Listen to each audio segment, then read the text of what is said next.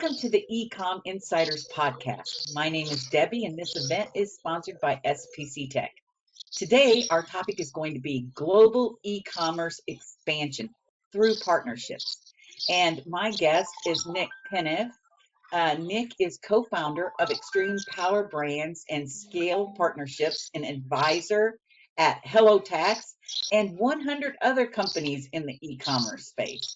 Nick keeps himself busy with being an advisor to 40 plus companies.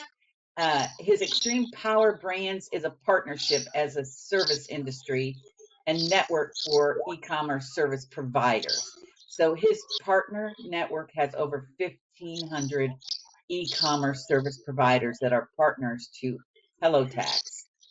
Scale is a SaaS tool for proactive introductions and referrals. Nick has participated as host and speaker in over 300 webinars, podcasts, and events within the e-commerce space. So Nick is joining us today. He is a world traveler. I believe you're in Bulgaria. Is that correct? Yeah, exactly. No, that's my home base, I guess you should say. Okay. But All right. So I want to get right into this. What are the key considerations if a brand is looking to expand its e-commerce presence globally through partnerships? okay, man. Actually, this is actually a very, very good question, and the answer is really actually pretty clear. It's the same thing that you need for any market. So there is four things that you need when you expand global. Actually, there are five things because the first one is what justifies the need for the other one. So the first one is marketing research. So before you go to any market, you would need to see if there is demand for a product, because if there is no demand, everything else will be useless. So the main thing is having the right product, checking if the product is in demand in the market you would like to expand, and of course then researching who are your competitors and if they're good, they're not good, whatever. So this is actually point number one. The second thing is taxes. No matter where you go, you will need to be tax compliant. I mean, there was a way to avoid taxes before in Europe, for example, for Chinese sellers in general. Now you cannot avoid that. I mean, you cannot sell on Amazon, for example, without having the VAT. VAT is like the sales Okay. tax. So you must be tax compliant. That's it. I mean, otherwise you cannot start selling. And this applies not only for Europe, it applies for any market anywhere. Uh, Mm. the third thing that you need to consider, and you obviously need a partner for that as well, is product compliance. Because if you don't have product compliance, you wouldn't be able to sell your product, or they wouldn't be able to, you wouldn't be allowed to import them that in certain markets. The fourth thing that you would need is, of course, logistics. No matter what you do, you need to Yeah. move your stock from your manufacturer to actually your warehouse, or like FBA center, and deliver that to your client. And the last, but not the least, is localization and translation, because a lot of people think that you can use Google Translate and just start selling. That's complete bullshit. I mean, I know it because I've been selling in Europe for 10 years. I run a e-com business with like 20 supplement brands, and if you don't localize your listings, people are gonna laugh at you. People are not gonna buy your stuff. So Yeah. localize them, even when you go from an English-speaking market to another English-speaking market. So if you go from the Yes. States to the UK, you need to translate that, because there's specific phrases and like words that you use in the USA don't use in the UK. So another thing, when you go to a new market, like research for the audience. For example, Germany is the biggest market in Europe. There is 8 million Turkish speakers now in Germany. So whenever you're setting up your campaign, you need to have keywords in Turkish. Otherwise, you're missing Okay. 8 million of potential clients for your product. So those are Yeah. small things that you don't know in advance. And even though right now I'm sharing those tips, you need partners to do them, because there are some companies who can claim that they can do everything. Usually, when you're actually master of everything, you're master of nothing. So in other words, no, you need a partner who is delegated to doing a specific part of the expansion, and that's what I'm doing on my end. We kind of help companies to expand. We can do that globally, but our main market is Europe. So we use partners Okay. for each of those steps, and those are companies who specialize in solving those blockers. Because if we don't solve those blockers, they come brand owner, they're not going to expand, they're not going to grow their business, and nobody benefits from that. So we kind of do the market entry. in a way. Yeah. So, I know you already mentioned a little bit about logistics, taxes, and stuff like that. But what types of partnerships are probably the most effective for e-com expansion? I mean, which ones would you highly recommend that they have to have? I mean, they must have all those, otherwise they cannot expand. Because see, in theory, let's say because Amazon they have this expansion teams and whatever, we work with those guys. So what they do is they actually can recruit the sellers and they tell them, okay, let's start selling in Europe, and they recommend like a set of partners within their network, and some of them are good, but some of them are not good. So you cannot just use one partner to expand. No, if you use one partner, those partners they're going to use somebody else, because I know a lot of companies and nobody is an expert in everything. So you would need to have a tax provider, because you must have tax. You need to have a product compliance check. Sometimes you might not need that, but most of the cases you will need that. In Europe, for example, when you're a non-EU company, you need the so-called e-responsible person, somebody who you would need to put in your label when you're actually selling there. If you don't do that, no, you're not going to be allowed to sell. So those guys are the person who is going to be the middleman between the client and yourself. So if there's any complaints, they're the guys who are going to handle that. So you need those guys, and Yeah. I know that for a fact, because we do that all the time. And for example, like 2 weeks ago, I had a chat with a US seller doing 100 millions in the States, who was moving 2,000 SKUs from States to Europe. And he had the provider who was supposedly doing his compliance, which he was not, and he was in big trouble. I connected him with my partner, and then I got an email like a week or so ago and said, Nick, your wife saver, your guy saved us. No, I wish I met him like 6 months ago. So these are the type of partners you need, people who can actually help you or save you when you're in a bad spot. And then of course logistics, you need those. But the thing is, I cannot say that any of those partners is the best partner, because you need all of those. So to answer your question in a different way, you need four good partners: tax partner, like product compliance, logistics, and localization. So you need to have those ideally, and this is how I do it online. I have multiple ones for each category now, because even though I'm happy with the ones that I use, clients have different specifics. And I'll give an example for that. For companies who manufacture in China, we have a partner who has a warehouse in Shenzhen, I think, in China. They hold your stock there, and whenever you have sales, they actually drip feed the stock to the like local FBA. So instead of ordering like huge chunks of like products, you simply order and ship whatever you're actually selling. So you kind of improve your cash flow, and actually it's much easier. But this is good only for companies who manufacture in China. If you don't manufacture in China, then we have a different partner who has like multiple 3PLs or like FBA rep centers. So, and my advice for anybody who would like to expand is build a network of partners who cover everything. Ideally, multiple ones, because somebody might be good, but of course you need to test. Now, don't believe what I'm telling. Always test them. And do stuff with Yeah. people, see how it works, and based on what you get as a result, then you kind of evaluate which is the best for you and which works for you. So never make assumptions. Always test and validate. Well, what can a brand do to actually identify the partners in a target market? Or you said they need to do some research. How would you go about doing that research to find the correct partners? Okay, the easy question is just get in touch with me. I know everybody. But if you don't want to get in touch with me, there is multiple options. I mean, you can go actually on Google.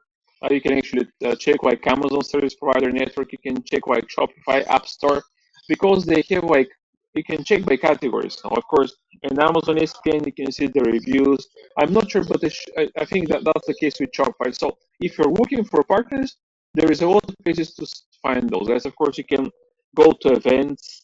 But the easiest, like the cost-effective way of doing that is just check like Amazon SPN, Shopify App Store, or it's even easier, get in touch with me, because I have the network, I have everybody. I can recommend multiple speakers, Mhm. like partners for any market and for anything that you need. Do you think there's a particular region right now where the global partnerships are just being really effective? Yeah, actually, I'm biased because our main market is Europe, but I'll tell why this is the case. And a lot of like US companies don't know. For example, in the USA, I mean, let's talk about Amazon because it's the biggest market. So Yeah. Amazon.com sellers, I mean, who are selling in Europe are only 2%. So imagine all the sellers in the States, only 2% of those are selling pan-EU. And when I say pan-EU, I mean across the whole European Union like marketplace. So only 2% of all the sellers are there. So just to summarize that, 98% of your competitors in the States are not in Europe. And we see that all the time because we do the so-called marketing opportunity reports for those companies. Now you send your Amazon store, and within a few days we're gonna do a report for a market. Now we have one for the UK, Germany. So we're gonna tell, okay, here is your product, here are the seed keywords, here are the most search keywords for your product, here is the demand. You have let's say 3 million searches per year. Here are your competitors. They suck. I mean, you can easily take market share, but Europe is Ah, the okay. best. So we kind of show you the money now, show you the opportunity. And Europe is what we see probably the biggest potential. And why is that? 750 people, that's the population. So it's double what you have in the USA. One thing that a lot of people don't know is that Europe has the highest average order value. So Europeans, they don't like cheap stuff. They're willing to pay more. And actually, in this case, no Chinese sellers, it's easier to compete with them here because Chinese sellers have a threshold. Over a certain price, they don't bother. So if you have a quality product, you're selling for a higher price, Europe is the place to go. And I'll give you an example. Like last week, we spoke with a brand selling vegan supplements in the States. And when Yeah. we were doing the research for the products in Europe, the top seller were selling twice more. Actually, the sale price of the number one product in their category in Europe was 2 times more expensive than the second and the third one. Wow. And they had like 80,000 reviews, and the other guys had like 5 or 10,000 reviews. So, and the thing is, the company that we spoke with, he can easily sell his product more expensive because he knew the top seller and he knew that his product is better. Mm. So Europe is a good market. Another one, which is very good, but a lot of people are scared from that, is Japan, because it's like too far away. Its Ah, localization is very hard, but a lot of people don't know that there is actually the fourth biggest marketplace. It used to be number two and number three for a long period, but right now number two is Germany after Brexit. So they're actually the four biggest okay. market. And we have actually partners for this market. So Japan is a good one. Another one which is very good and it's emerging is like the South America, the LATAM, like Mexico Okay. and like Brazil and the other markets. So we can actually help with that as well. So Mexico is even a bigger market because I actually had a graph somewhere where like the market penetration. I think there was only like 2 million uh, people shopping on Amazon Mexico, and Mexico 190 million, if I'm not mistaken. Brazil, it was something similar to that. Brazil were 200 million. So if you combine those two markets, we're talking about 300 plus million people, and only 4 million people were shopping on like Amazon. Of course, there is Mercado Libre and other marketplaces, but those are the main things that you should look to if you want to expand. Like Europe is the main thing, then it's like probably Japan and South America. In South America, a lot of US sellers are doing that already from the NARF. I think that's how we call it, like North America, whatever. I forgot what was the abbreviation for. But you can easily sell right now from the States for your FBA. I think there is not even any taxes involved to Mexico and Canada. So Okay. go to your neighbors first. But if you're looking for a big market, no, go to Europe. So the particular region that could be most effective for you is if you want to go over to Europe, but is there a particular category that's really effective right now? Yeah, honestly, I cannot tell for the category, and that's why we do the opportunity reports. Because, for example, for some products there is no demand, which means you shouldn't go. So Yeah. that's why before we start talking with anybody, we tell them, okay, send your Amazon store, send your website. We're gonna let you know in a few days if there is demand for your product. If there is no demand, it gets harder because you need to start doing like influencer marketing. You need to create the demand. You need to create the inquiries for those products. So it's much harder. But for a lot of stuff, there is huge demand and there is less competitors for the reason that we discussed earlier. Because US is much easier to start. It's the biggest market, but is very competitive. So the other thing that I forgot to mention about Europe is it has a higher profit margin, and companies that we help to expand from States to Europe, they're seeing from 20 up to 50% of what they do in the States. We even have some like cases where actually they're actually doing more in Europe than they're doing in the States, because if the market is very competitive in the States and they cannot take market share, they can just actually better try now in Europe. Yeah, so I mean, I don't know very few business people who wouldn't be happy to hear about some additional profit, right? Yeah, of course, but no, people get scared from the VAT because to get the VAT you need to wait for 3 months. And we had like some US sellers in the past. They sign up for the VAT and then tell us, "Hey guys, where is my VAT?" They're calling the next day. Okay, man, amigo, you need to wait like 3 months. No, it doesn't start like that. But of course, we have a solution for that. We also Yeah. have an option where you don't need to wait for the VAT. We have a partner within our network who is using their own distribution channel. So what they do, they buy your products and they sell them on their behalf through their distribution channels Okay. across Europe. So there is always an option. If you're willing to wait, you're actually looking into like 3 months to get the VAT. VAT is the one thing that you actually need to wait the most. Product Okay. components takes probably a week to the maximum. Logistics is like anywhere, and localization it just is done 2 weeks before you guys start selling. But like realistically, you should look into like 3 months from saying let's go to the moment that you're gonna start selling. And of course, in this period, when you're waiting for the lead, you prepare all the other steps like marketing research. You find the company like you guys, for example, who can help with the marketing, because what we do is just the market entry. After you start actually establish yourself, you can either run your business yourself, or they can use a company like you guys, or they can use like partners on our end as well. Yeah, yeah, yeah. For those people who aren't familiar that may be listening to this, what exactly is that compliance? Okay, VAT. okay, VAT is like the sales tax. So if you're based in the States, sales tax is VAT.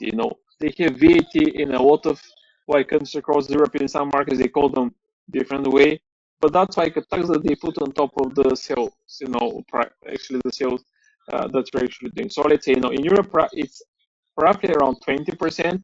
It's 27 in Hungary, for example. It's 19, I think, in Germany. But let's say 20 to be easier for you guys. So whenever you're selling in Europe, whatever price you're selling, you need to put like 20% on top of that, to Okay. make sure, because those this tax, like the VAT, is gonna be collected and paid to the tax authority. If you're a non-EU company and if you sell on Amazon, it's get even easier because Amazon is responsible for collecting and remitting the VAT to the tax authority. So it's actually easier.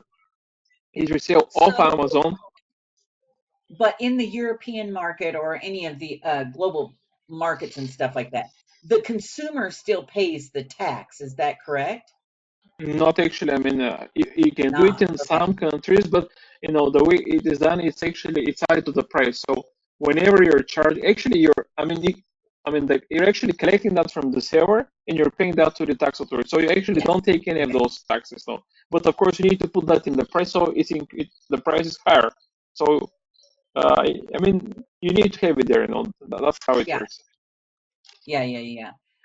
What do you think are some of the best practices for brands to foster strong and long-lasting relationships with partners? If they're going to get into the market, how do they make sure that they keep those strong partnerships with their partners?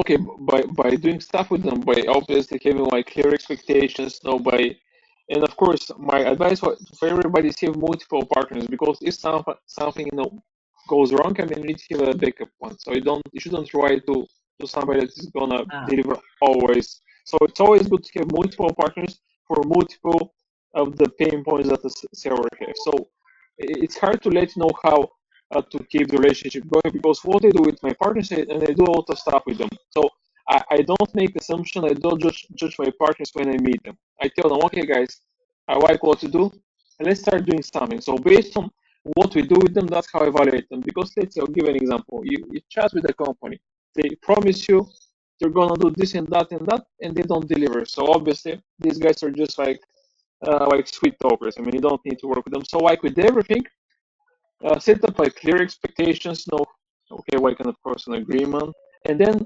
evaluate what they do, because if they overpromise and underdeliver, then you need another partner. That's why it's good to have multiple guys. And let's say you establish your relationship with a partner, you should always be looking for new partners. That's what I do in my network. Even though I have 1,500 partners, I meet probably 30, 40 new partners per month. Because, like I Yeah. said, I'm always pumping new blood to the system, because some people are not doing anything, some people are not good. I'm getting bad feedback for some guys. So I always need to have people which are available, because who knows? I mean, somebody might decide to retire, Yeah. they might stop working. So you should always have like options. Yeah, that's great advice. So I'm wondering if you were going to track if you're going to measure the success of your partnerships, what kind of metrics would you be using for that? Okay, it depends if you're talking about like for brands or for service providers. Because for Brands, brands, no. for Okay, so for brands. for brands, of course, because when you say partners, those are actually service providers, so you actually are a client of those guys. So Mhm. that's a little different than partnership that you do between service providers. So like with any service, you measure based on the results that they're delivering. So if they promise that they're gonna do this increase in your sales, or they're going to decrease like your cost or whatever, if they don't do that, of course, they're not delivering on what they're promising. So it's again what you asked me for the previous question, is obviously need to measure what they're doing for you. So if they promise that they're going to help you start selling in Europe in, let's say, 3 months, and they don't do that, okay, so then they're not delivering.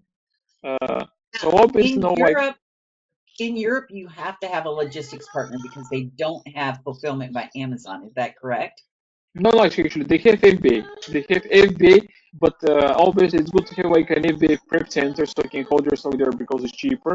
Or Okay. like with the companies manufacturing in China, you can hold it there, because it's all about money. Because profit is profit. Now Europe, States doesn't matter. So you can ship directly to Amazon, but Amazon are gonna charge you the fee based on your stock.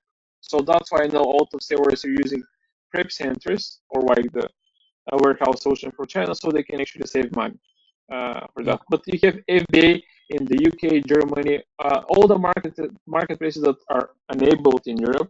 There's, I think, like 10 or 11. You have FBA in any of those markets. And of course, one thing here, which is important to mention, when you're using an FBA center in Europe, when you're holding stock in any given country in Europe, you must have VAT even before you start selling. So the easy way to sell across Europe and to start is just using one FBA, let's say in Germany, and then you can actually sell to anybody across the EU, all the marketplace, without having multiple VATs. And then How long does it one, take to get registered for an FBA? How long, if you came over to the European market and you wanted to use Germany, how long would it take before you actually get that all set up with the I mean, Germany FBA? VAT is what you wait for, so 3 months. So this is the longest that you're gonna wait. The other stuff, it Okay. is done quickly. So once you prove to Amazon that you're gonna do business, once you have the VAT, you can set up the ABA pretty quickly. But if you don't have proof that you're gonna do business, you're not gonna set up an account, because you need to prove them that you're gonna be doing business in Europe. So that's why you need the VAT first. Okay. All right. All right. All of this is great information, good tips and stuff like that. I'm wondering if you could just share with me like a case study, maybe a brand that you helped establish partnerships to make some expansion into their market.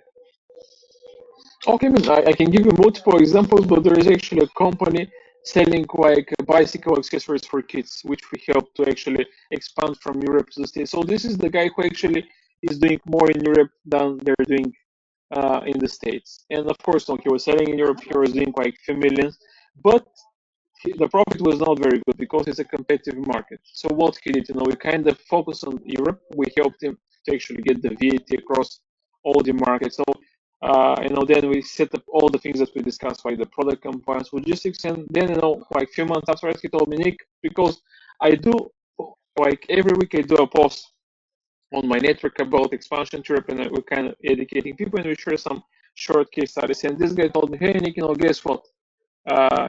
We're actually doing more in Europe than the USA. I said, are you crazy? Because that's actually, we have a lot of guys doing 20 to 50%, but it's rare to see somebody doing more in Europe. than they do in the States. So, but like I said, it was all the same steps, like doing the research, seeing that their competitors are not offering what they do, and obviously doing all the steps, like selling initially, in the major markets and expanding across the other markets where there is demand for those guys. But of course, it takes time. It's not easy because of the market like fragmentation and all the steps. But in general, because the profit is higher and there's less competitors, it makes sense to actually try. And at least to get in touch so we can do research to let us know if there is money Yeah. for it to be made there.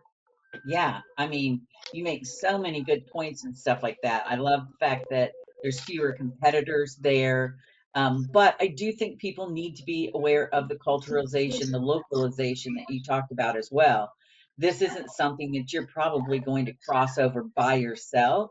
You need an expert who's going to help you. Exactly. No, we have a partner for that. We have actually multiple one, and the thing is that they only specialize in that. So localization and translation. So they have people who are locals in each of the markets that they're gonna sell. So whenever they translate, not only they know it's not only the keywords, it's not only the translation. There's like specific way of how you would need to write your listings. For example, Germans don't want to tell them that your product is very good. They just want to know what you're offering, how it works, etc. So some countries, for example, they love discounts, they love deals. So those are specifics that you need to know. Also like the like the people that live in those countries. For example, in the UK, there's like 2 million Polish speakers. There is a lot of like immigrants, who live in those markets and they're shopping on those platforms. So you need to actually put that into might know when you're actually expanding to those markets. So this is what the localization parts are doing. They're actually telling you how you should list your products, even labels. And of course, one of them actually has great case studies about expansion to Europe. Also, a lot of case studies for failures. For example, Walmart in Europe, how they failed to actually expand in Germany because they would like to actually apply the US culture to Germans. They didn't like it and it didn't work out then. So they had to close the shop. So that's just one example. And there's actually one very popular, which is for Chevrolet.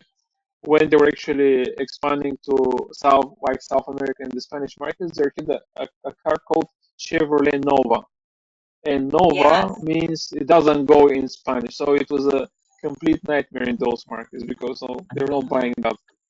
So so that's why now we need localization, uh, when you're expanding somewhere. Yeah. Okay. Well, Nick, if somebody did need more information from you, how would they get in touch with you? I mean, they can get in touch with me on LinkedIn. I mean, Nick, you type Nick Penn if you're gonna see a guy with like sunglasses and like inflatable around his head. You're never gonna forget me once you see my picture. So that's me. You can just connect, message me, or you can message me at mp@hellotax.com.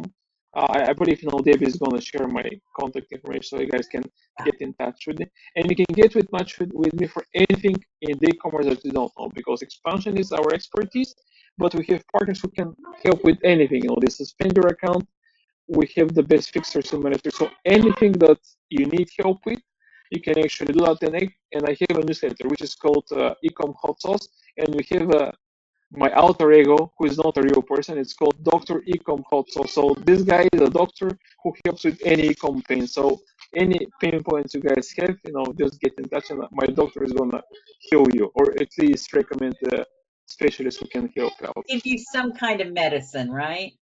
You get some Exactly. kind of medicine. Exactly. We always know, and I have like a private WhatsApp group. So even if you have a question which I've never actually seen, I'm gonna message my group, and we're gonna have a solution in like a few minutes. Because that's what we do in our apartment. We help each other. All right. Well, great. Thank you, everyone, for joining us today for Ecom Insiders. This has been sponsored by SPCTEK and our guest speaker today, Nick Penev from HelloTax. And if you have any questions, go ahead and leave them in the comments below. If you enjoyed today's session, please subscribe to enjoy future editions of Ecom Insiders.